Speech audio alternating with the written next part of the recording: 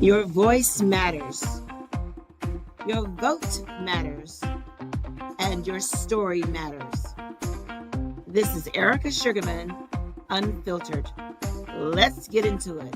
Welcome back to Erika Sugarman Unfiltered.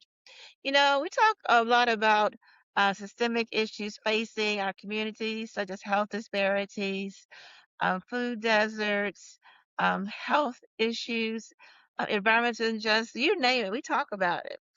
But today we are talking to two people who decided the best way to fight back to literally plant roots in the soil.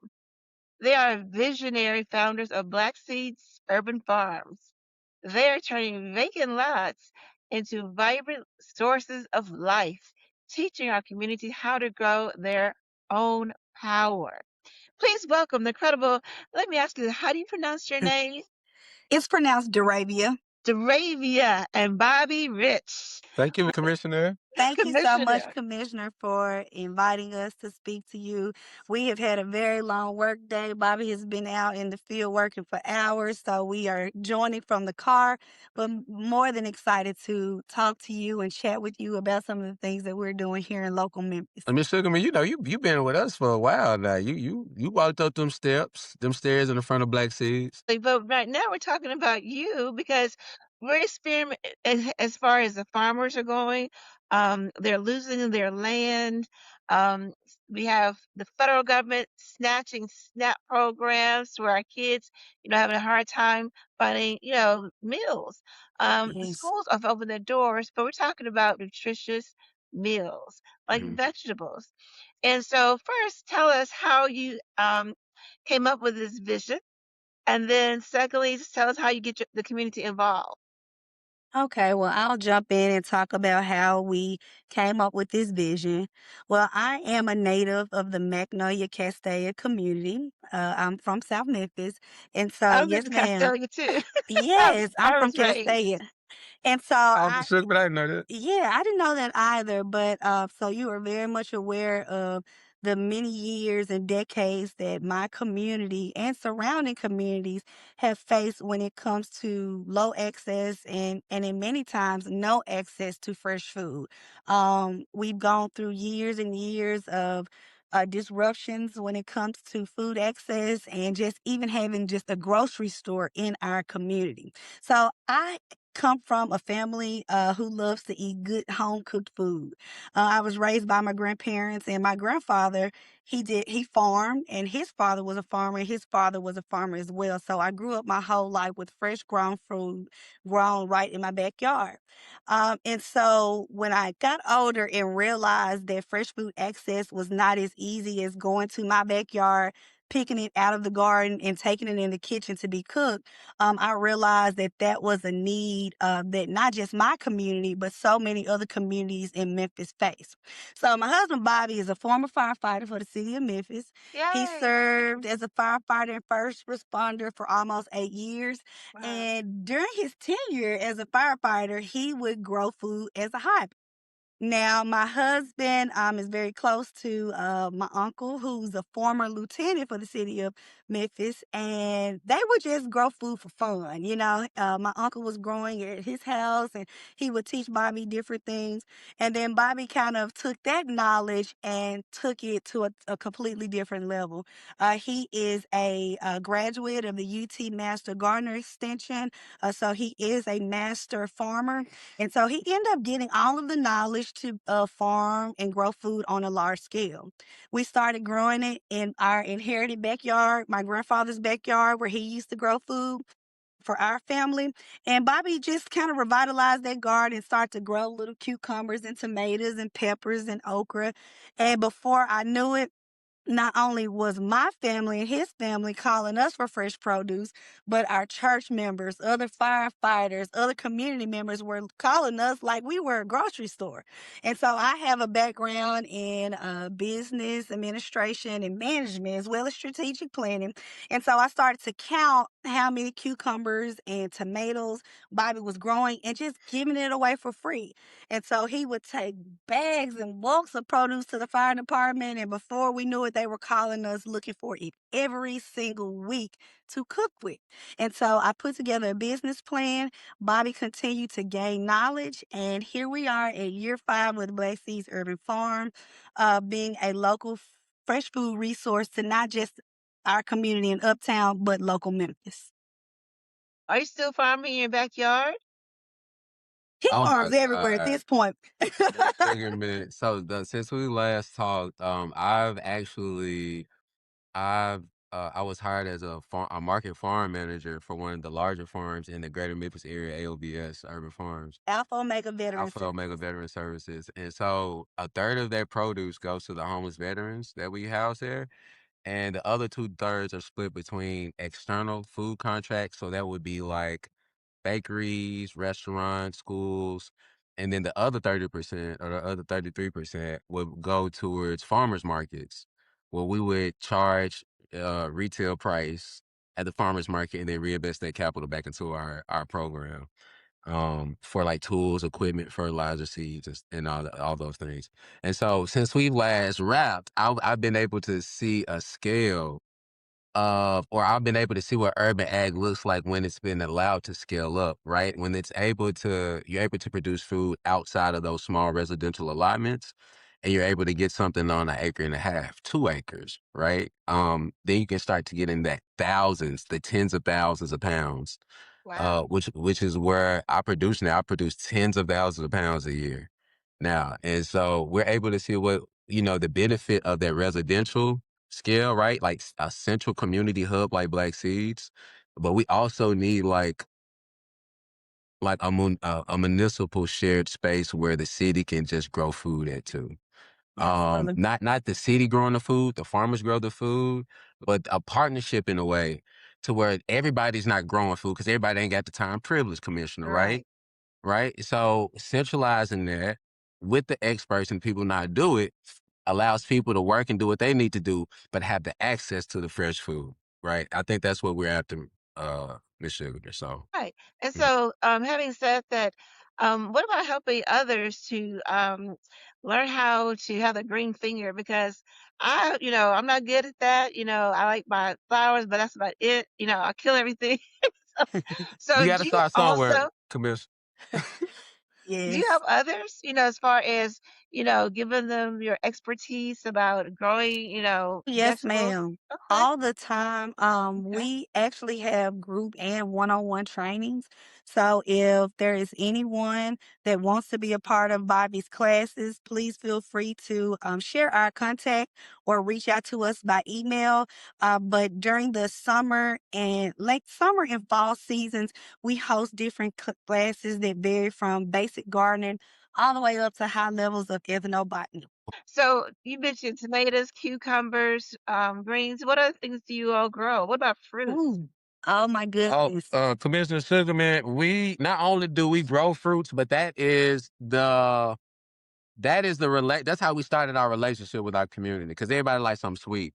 So we decided it'd be good to grow some blackberries. We started a trellis about 4 or 5 years ago, Okay. and it's now at its height of production. And so the whole community knows when they're ready. They know what season they're going to be ready. They know when they're underripe and sour because they tried to bite them when they were red.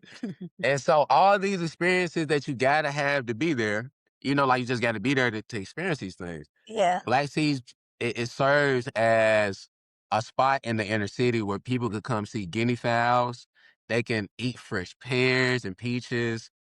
And so, because city folk need to know what sustainability looks like in an urban setting. It don't really quite look like in the rural space. Mhm. Ours looks a little bit differently, right? And so we teach people how to do this on their own little lot, on their yard, because the front yard is still the earth Right. itself, right? And so we encourage people to think globally, act locally, plant some native flowers, grow some things that you eat, Right. right? Don't be And do growing you also basil. like show like children how to grow fruit? Because a lot of children, for example, who live in food deserts and Yeah. they get like with fast foods and things of that nature, how do you teach them as well? And then the second question is, fresh fruit, it's a different taste. It I is. buy some tomato that's, grown, organically in somebody's yard versus the grocery store. Mm. Yes, a totally different taste, and it takes the youth in our community to testify to that. Oh my goodness, the kids in our community are truly a testimony to how They're walking. tasting fresh food grown from a garden is a totally different taste palette than going and purchasing it in the grocery store. We have 6, 7, 8-year-old kids in our community begging for pickled okra. They wanna know, Love You all pickled pickle okra. too? oh my goodness, Yes, pickled yes. Oh, okra. They are wow. looking for, all of the preserves, they Blackberries, yes. preserves, yeah. All of the, vegetables that kids, nowadays are kinda straying away from, we like to introduce it into a more palatable way where it is, a taste profile that is accepting and that kids can understand that, this tomato variety is different than one that you may have tried before. Showing them the different varieties of tomatoes, when it comes to a sliced tomato that goes on a burger, or tomatoes that are meant to be stewed for stew or whatever the case is. So everything that we do is a teachable learning moment. And yes, we grow year round from fruits, vegetables, as well as herbs. Okay. And you see my grandbaby in the background? Hey, pretty Yes, girl. hello. But yeah, Miss And Sugarman, you've tasted a tomato out the somebody's garden, and you tasted a tomato in Kroger, and I'm not about to bust you out yes. and ask you which one is better. But you can taste the difference, and it's not just the kids, Commissioner Sugarman, the grown people too. Yeah. Sometimes need to be reintroduced to tomatoes. All they've had is like, just sort of what's in the global market. But when they start to grow their own things locally, Right. they're like, oh, I actually do like tomatoes. Oh my goodness, You just know what I last mean? night, So one of my cousins, she's pregnant and Bobby has been growing cabbage. It's cabbage season and we gave them a cabbage to cook. She was like, listen, I haven't been feeling well, I'm pregnant and I cooked that cabbage along with the peppers and the garlic that I got from you all. And I'm trying to figure out what y'all doing to these vegetables. And so it's just a process of getting people back to their roots and understanding that, we're growing with no toxics, no chemicals, and just spreading our love onto the food. And so when you get your produce straight from the garden, you taste that. You don't, have to worry about any chemicals or any sprays that have contaminated your did this tomato fall in the back of a truck right. and roll around and get them Exactly. down to like Not no? questioning the commute uh, because again, all of the produce, the vegetables, and all of the It things comes that right we over get from there. our local grocery stores, it travels to get here. Mhm. So we Right. are always encouraging people to support your local growers. Know your farmers. Know who Bobby Rich is. Know who Camille James or Matthew from Produce Tribe or Mr. Darrell from New Way Aquaponics. Kenneth with Evergloom. There are a lot of great farmers here locally, and we Wow. are challenging local people to tap in and build a relationship with our And local farm yeah, network. and by the way, Commissioner That's Sugarman, yes. the carbon footprint is a net zero. When we start to buy and produce our own local produce. So we really it's a full, complete relationship, right? When you meet your farmer, when Mhm. you start to kind of take these practices on, it leads to other good practices, right? So Right. yeah, we're here to teach. We're here to show people that we can imagine a new sort of local municipal food distribution system, and we like to show local Memphians that they can do this too, Right. right? Like, because what Black Seeds is really an extension of the Rapids grandfather's backyard. That's all it is. That's how we started it, because we wanted people to feel that way, feel at home too. So And so Right. you mentioned you had some lots. Is that correct? That you grow from, or is it just still in your backyard? So yes, our backyard is the one that we first started from. That's just our inherited backspace. But we grow at BlackSeeds Urban Farm, which is located on North Fourth Street, and Okay. then we have Mia's Orchard. It's also a fruit production space, a space that is specifically for fruit production. Fruit trees, Yeah, fruit trees. We have muscadines, some muscadines out there. blackberry. And then we have another growing space in Uptown. So we are using all of these lots to cultivate growing spaces. So do both of y'all farm or just Bobby? Just Bobby. I do all of the agribusiness. So when Okay. it comes to logistics, connecting with community partners, um, getting support for our overall operations, overseeing our day-to-day operations, as well as overseeing Roxy's Market. That's our aggregator where we sell our produce, and it's a space that we facilitate for other farmers to use to grow their locally grown produce.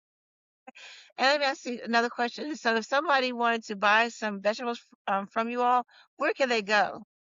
Roxy's Market.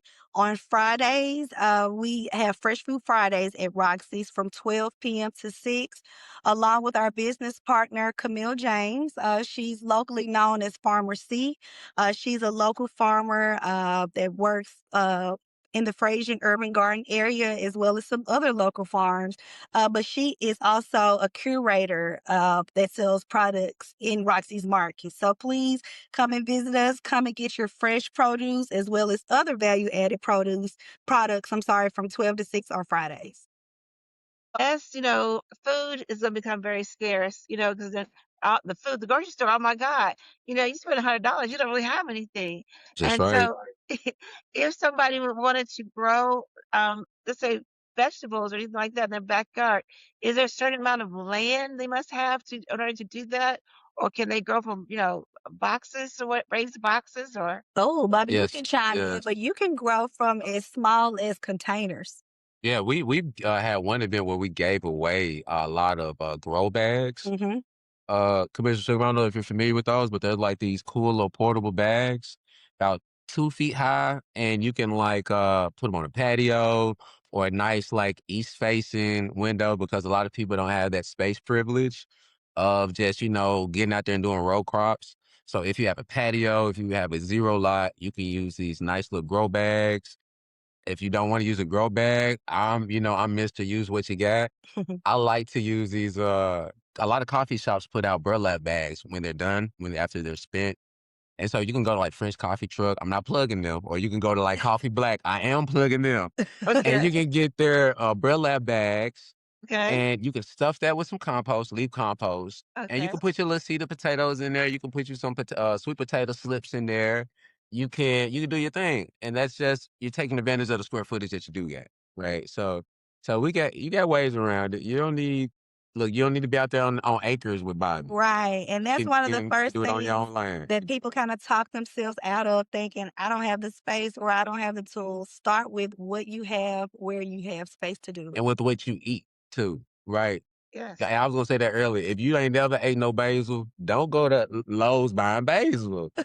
You ain't never ate no basil, but you got 80 pounds of basil in your backyard. I tell people try to shoot for what you use. Yeah. Start with some What you sweet want to cook peppers, some with? bell peppers. I'm not a big fan of bell peppers. I like sweet, spicy peppers. I love them. I feel like bell peppers are a species sin. If they, I need something with flavor.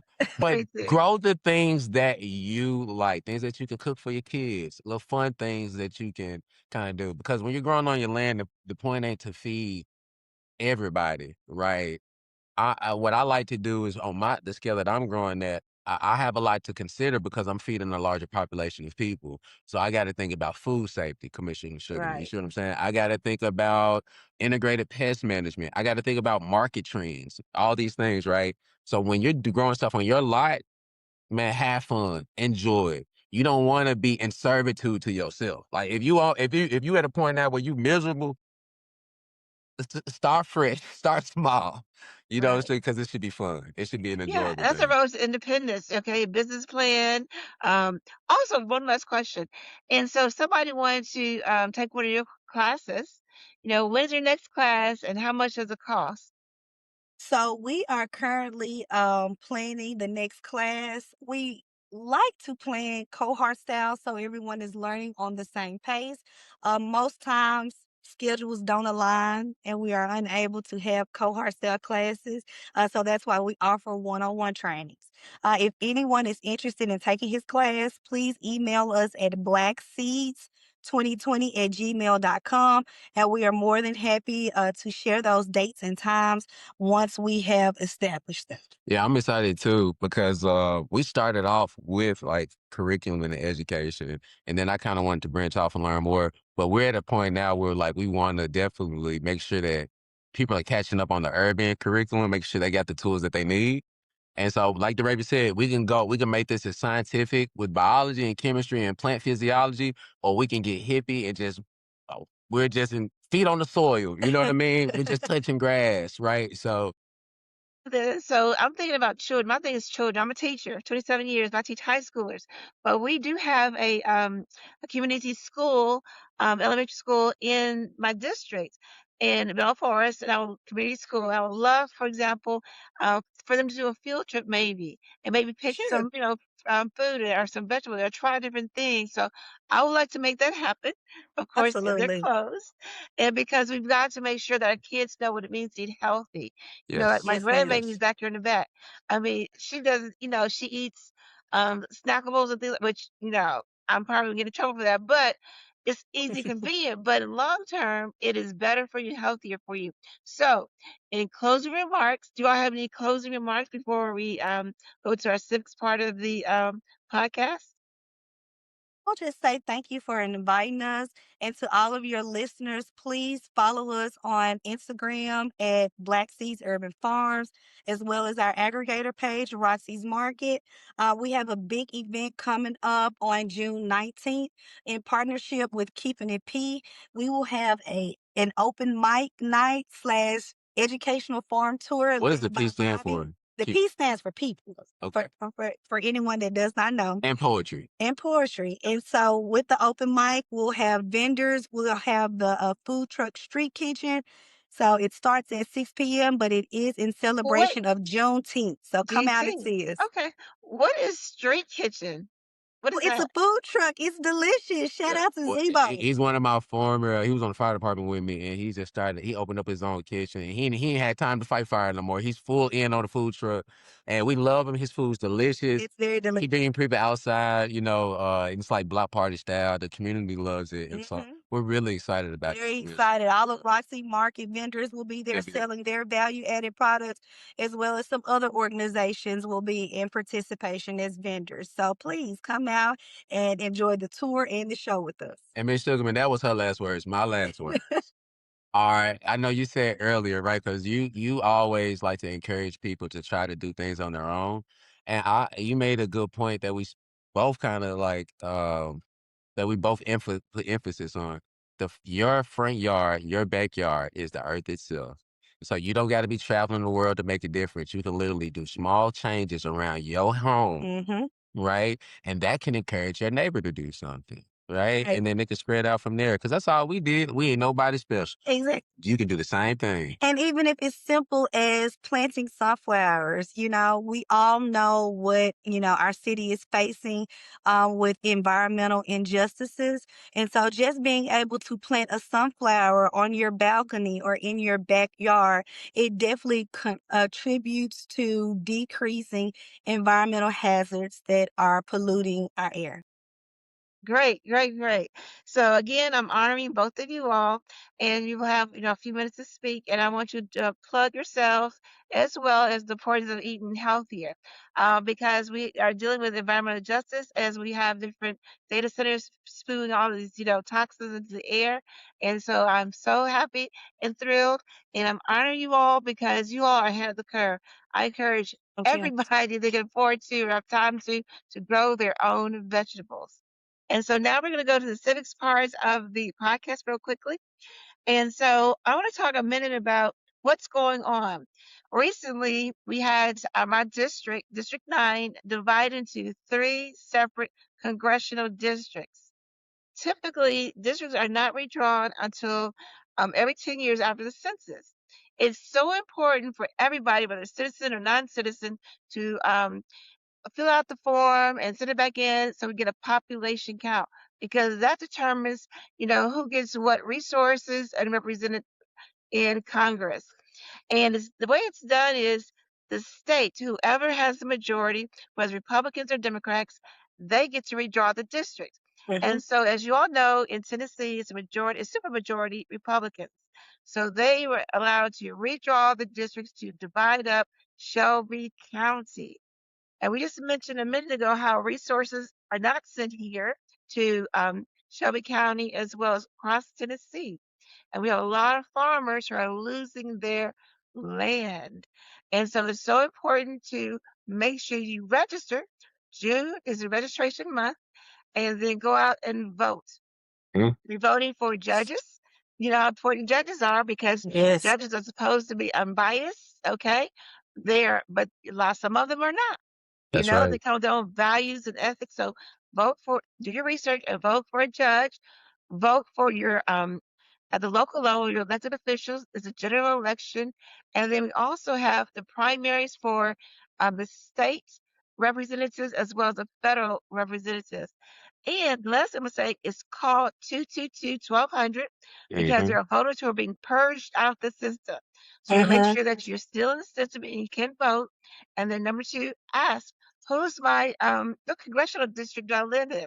Because I used to live in District 9. Now I am in District 8. Mm-hmm. And Bobby and Derby, I don't know where you all live, but majority of Shelby County is in District 8 now. If you live, for example, in a 38125 or 38141, you might be District 9. If you live in downtown Midtown, you're now in District 5. Mm. And so what they've done is they've what's called cracking. In the 60s, they packed. They packed all the blacks together so they have fewer representation. But now they're cracking it, and that's dividing it Mm-hmm. up. So it's so Mm-hmm. important. So farmers like you can get the resources that you all need. Yes, And ma'am. Yes. so, yes, full circle. And so it's important for everybody to not only to vote, to make sure everybody in your family, everybody in your community are registered. We still have the power of the ballot box, Right. but they do not want us to vote. And, because if they did, the government, they wouldn't set up all these barriers. The second thing is, our last thing, vote, use paper ballots. Ask for a Mm. paper ballot because we Mm-hmm. use machines can be what? Manipulated. But the Yeah. Yes. Yeah. paper ballots, number one, it's environmental safe, this paper. But when you, like a scan trial, you fill in the bubbles, the machine will scan and it'll take a picture, a digital picture, and it'll be stored. And then the actual ballot will go into a box. And it'll So be time stamped. therefore, you cannot Mm-hmm. manipulate paper. Right. Okay. Right. Okay. Time stamp. Mm-hmm. That's right. That's right. Absolutely. And So we again, definitely want to share thank you those all, resources. Mm-hmm. Mr. and Mrs. Rich, for coming on my show. And I look forward to honoring you all at the next Shelby County We're so Commission for the work that you do excited. and the love you pour into our children and our community. So thank you, thank you, thank you. You, Thank you, Commissioner Commissioner. Sugarman. You're welcome. You have no idea how excited we were when I read that email. For a very long time, we were doing this work in our own capacity. Didn't receive a lot of recognition. People didn't even know what we were doing. We talking about growing gardens, building educational curriculums, training farmers. It looked like our vision was all over the place. And now 5 years later, it has all come into fruition and taken a shape of its own. And support from commissioners like you all really puts this in the public eye to see this is something that we all need. So thank you. And you all are future. Urban farmers rock. Yeah. Commissioners like you rock. Rock. Yes. Yes.